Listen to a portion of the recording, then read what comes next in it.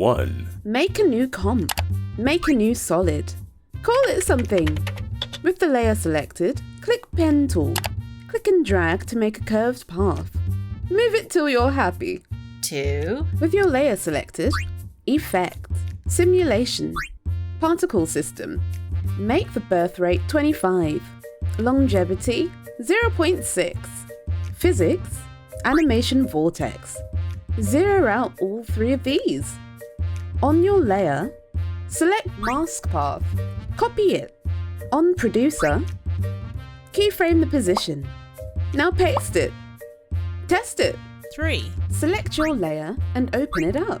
Select all the keyframes. Easy ease out your keyframes. Click the last frame. Hold Alt and drag it in. Click this to hide the path. Now, on Particle, Faded Sphere. Birth size 0.15. Depth size 0.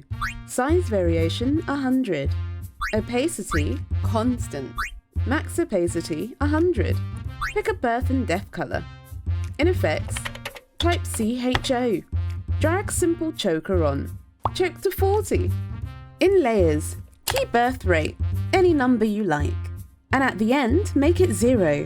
Tweak and play with this till you're happy. Ta-da! There's more where that's coming from.